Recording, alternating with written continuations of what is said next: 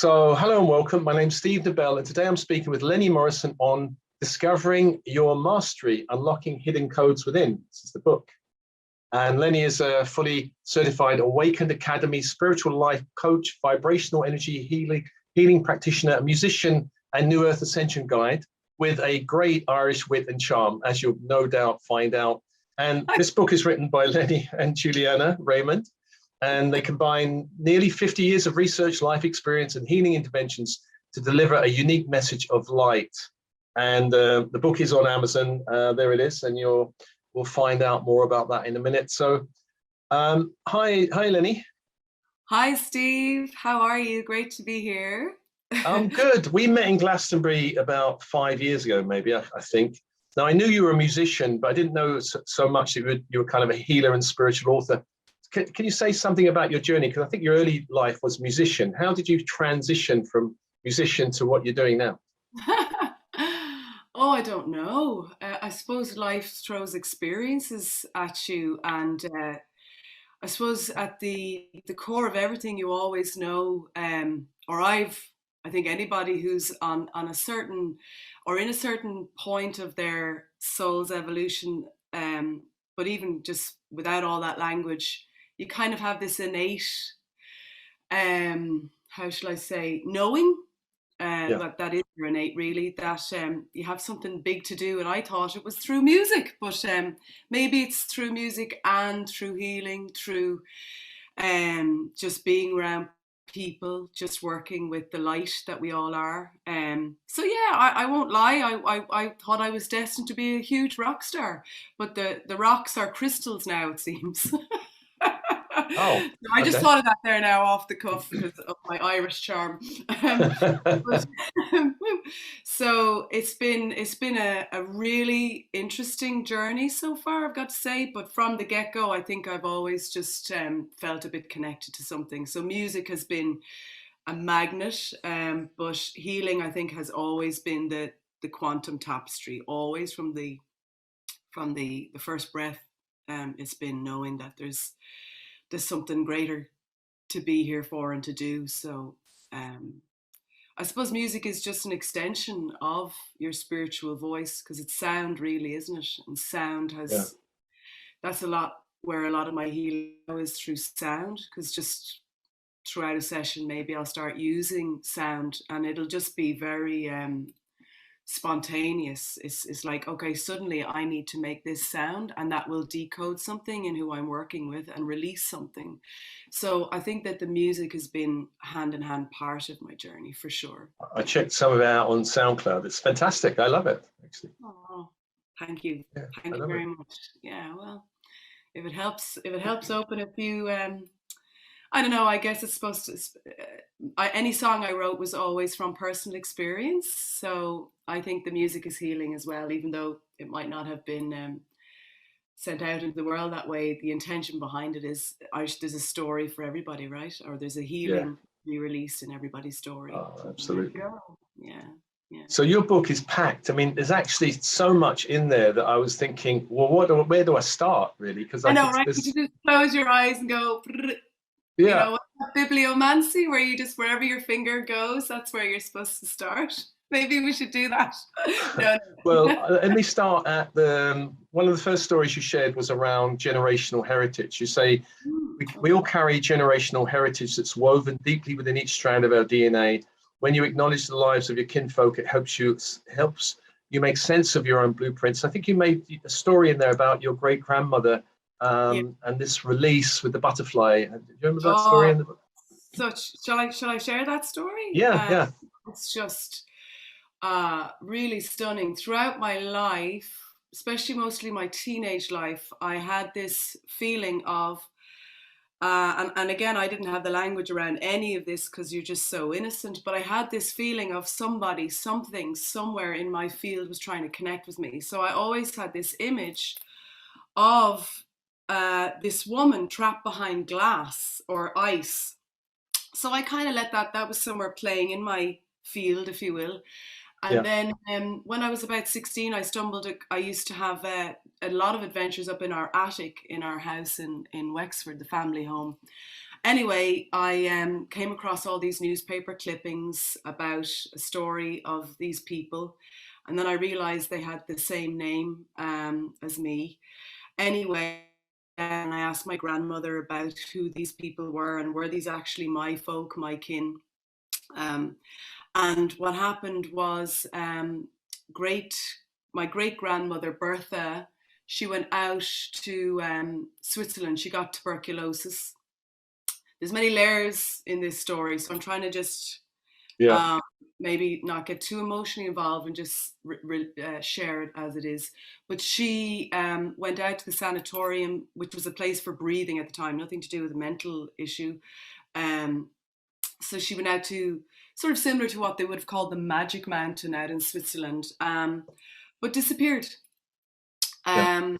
and was never found again. And so of course I wondered, where did my great grandmother go? We've never found her ever since. So my brother, he's no longer with us, but he was a spiritual author, and I connected with my brother, and I said, Mike, I'm having my dreams at this stage. This was now in my early 30s. We're getting really more intense about Bertha. And I just met my brother Mike for a coffee one day, and I shared with him, and he said, look, I'm also experiencing connecting with the ancestors, but he was writing about it as well. Anyway, he said to me, why don't you on the way home go into a little chapel and just pray for Bertha's soul? So I go into this tiny little chapel I've never been in, even though it's a road I've been down a million times. I go in and I light a candle for Bertha. And right in front of me, as I light this candle, is quite dark, but BVM, and I'm like feeling the crystals in me now go whoosh, and her name was Bertha Veronica Morrison. And I thought, what are the odds, Blessed Virgin Mary, Bertha Veronica Morrison in this moment? And I went, wow, if ever there was a sign. So I prayed, got back home, did another few hours of praying for her soul until I felt like I had at least released her from the Akashic records of disappearing, if you will, disappearing and leaving a trauma in the family, lineage or whatever. So after a good few hours, and it was winter, I had the fire lighting, and my partner at the time with my daughter came in. They'd been out for the day. And as they came in through the door, and the door was closed and the fire was lighting, and I'm all in this contemplative, meditative mode, a butterfly flew out from the middle of the door, through the door, and onto my lips. And it was just so powerful. This butterfly stayed with us for the next few days, but I knew that was my ancestor telling me through the butterfly, which is a very powerful symbol for transformation, right? We all know that. Yeah. And I think it's all about symbols, really. Everything is symbols, sigils, codes, because that's how spirit interacts with us. We don't really know because we only use, 3% of our brains. There's so many ways in the quantum field that they connect with us. So I knew, again, through my innate, Bertha's gone to the light, and it healed. When you heal 7 generations back, you heal 7 generations forward. So it cleared up, it released a lot of tension. So then I started working with that because I saw the power of it within my own family. So now I work with it with clients, because a lot of the time it's an unconscious thing. We're carrying the pain or the torture of some unforgiveness or infidelity or whatever. I mean, we haven't escaped. If we're here on Earth, we have work to do, and that's what we have to release a lot of these traumas in the Akash. So that's one of the things I work on when I work. Brilliant. Yeah. Well, let's jump into the Galactic, because the book spans a wide range of issues and subject areas. And you write in the book, this light from God or Creator infuses all planetary systems. Through our solar system, the Stargate of the Sun, the light moves into the DNA through toroidal fields in your energy body, upgrading your energy systems as well as Gaia's. This diamond light connects the Ascension bound in unity intelligence that binds us all together. So let's talk a little bit about the Galactic then. What do you think is going on now? I mean, you write a lot about it in the book. What's happening now on Earth, would you say? In one sentence, I don't know how I'd say that, but let me Oh, we keep can it. do a couple of sentences. Thank you. I'll be very honest with you. I think we're in an age where it is shifting so rapidly.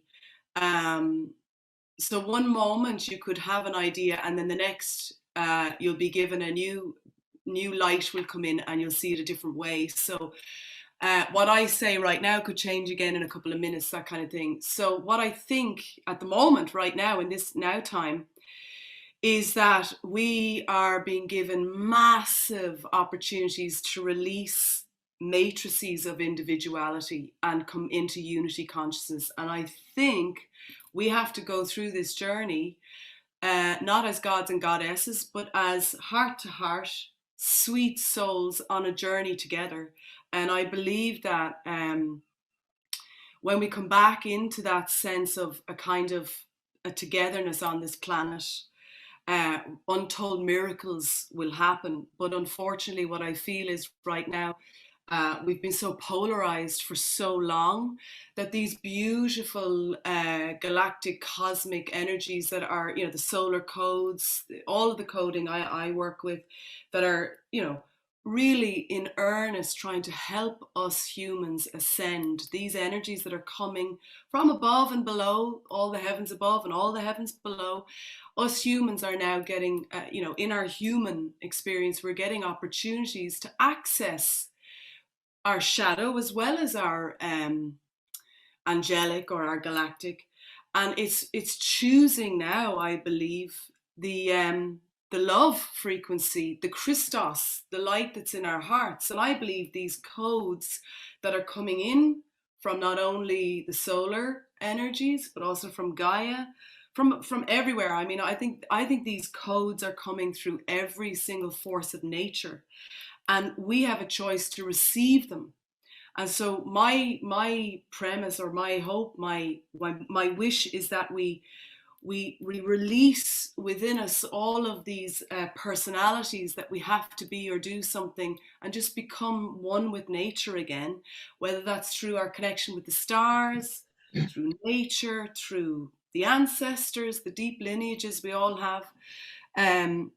So I think it's a momentous time, as much as it is a terrifying time to be on Earth, because it's like you only have in this, some people say it's a bifurcation or a trifurcation. You literally have to choose the path that brings you into the truth of your heart. And your heart is the compass now. We have to, I believe, this is where I'm afraid you put me on a soapbox here, Steve. I believe we have to start really tuning into our intuition through our higher self, through the higher fractals of light, as well as being on this earth. We have to walk our path and tune into all that we are. And I think we're getting great assistance. I've been getting assistance, all of us. I'm nothing special. I'm nobody different from any other soul. It's just we're all, I suppose, at different stages. That's all. But Yeah. if we think we're higher or better than, then the universe will show us, okay, you said you're this, so I'll make you prove it. So we have to be Yeah. very pure, I think, very authentic, to embody all of these energies that we are opening up to, that we remember our Akash, our DNA, our toroidal fields, our heart, our intelligence, our universal intelligence system. That all is connected, and we do remember. So this is a time of remembering as well as reawakening. So what's going on? I'm telling you, I'm walking in a few different worlds at the moment. I'm still very much here, but I'm also having incredible experiences, clearing my own memories and also going into future timelines. Just at the beginning of this session, we talked about the solar codes and what I've been shown, and the diamond grids. It's all very, very exciting. Yeah. So I think we just have to have an open heart and be really clear about maybe forget about, maybe become nothing and become everything in that. I think we're striving so hard to be something, and it's just being here and receiving the information, the light, and then sending love and light. I think that's the divine service, the diamond divine service we're all here to do. So what's happening, I think, is big choices to be made now. What is real? What is making my heart sing? What is making me create love?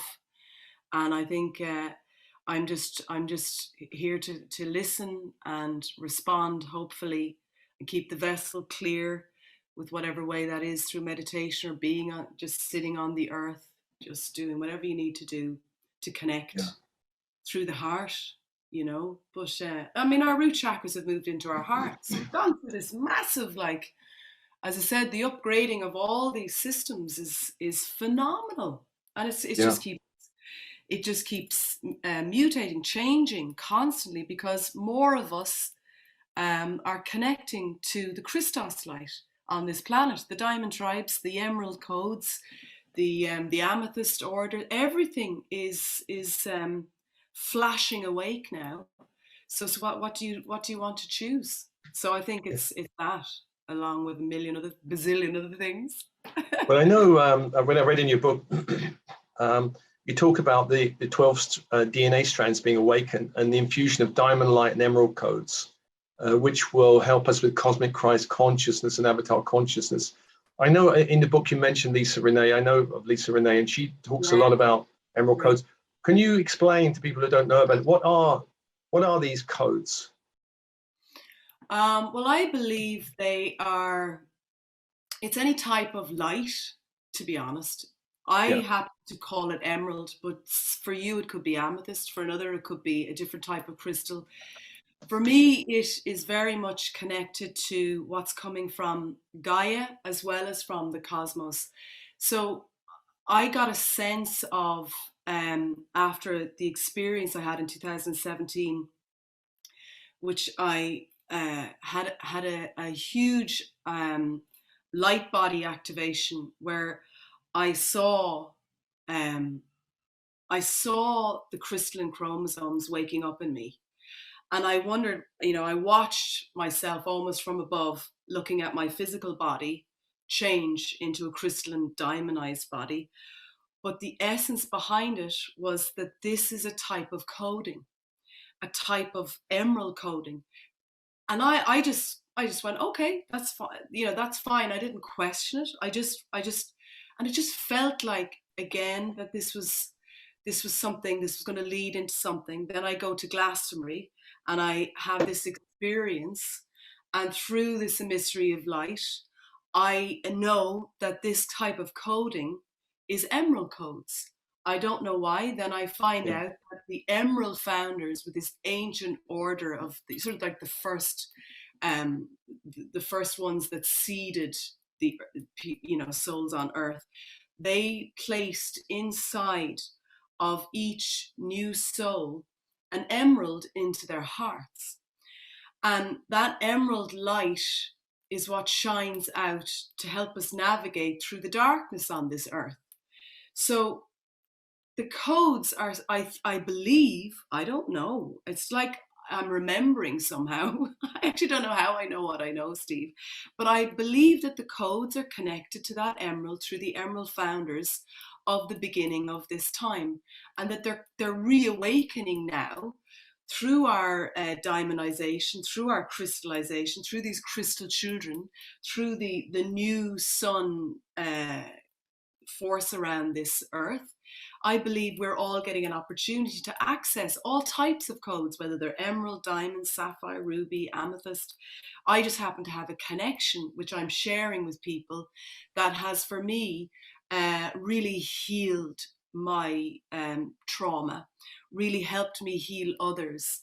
So I won't get so caught up, I suppose, in whether it's emerald or diamond. It's just that it's this force of energy or light that carries information, that decodes, unravels, upgrades, and illuminates us to remember why we're here, that we're on a divine diamond path, that we're here to bring heaven to earth. And through this experience. Every time we return with more Christed light, whether that's through the codes, through whatever it is. So the codes for me are just a language. They're just a type of language from the stars that I remember. And when I meet these other star people, or I connect with other star lights, our code activates, reactivates, awakens. Massive things can happen. You can be pulled into maybe past lives, future lives. You can suddenly release a trauma. Any number of immeasurable things can happen when the codes within you ignite the codes within another, and it's generally through the light. I mean, I don't think there's any. What's the word? Can't think of it right now. But our heart chakras are green, and I think, you know, you've got the emerald, the green light. I think that's connected. I believe it's somehow connected. So I don't know, Steve. I don't have all. I certainly don't know how I know what I know, but I just love to share what I've been given. And the origin of it is probably ancient. And my DNA holds the memory. The Akashic records hold that memory. And in this lifetime, I believe certain crystals that I have opened up this memory as well. You know, I believe that every crystal that comes into our being, actually, to be very honest, now that I'm just like in this moment, I ended up going to Sedona after Glastonbury. And again, it was the crystals in the land pulled me there, similarly to how I got pulled to Glastonbury. It was a crystal calling, if you will, I don't know. But when I ended up in Sedona, I was over at an amazing conference with Greg Braden and, you know, all of my, you know, favorite light information teachers, Cryon. And anyway, one of the days I was doing a trail really early before we went out, and I sat up on a mountain, went and did the Sedona Trail. I was sitting on Cathedral Rock, and I just thanked the universe for bringing me here, because I really felt like I was healing some past life memory. And then as soon as I put my hand down on the earth, this crystal came up below my hand, and it was like, okay, I suddenly knew that whatever coding was in that crystal, I was releasing some past life trauma that was trapped in that part of the earth.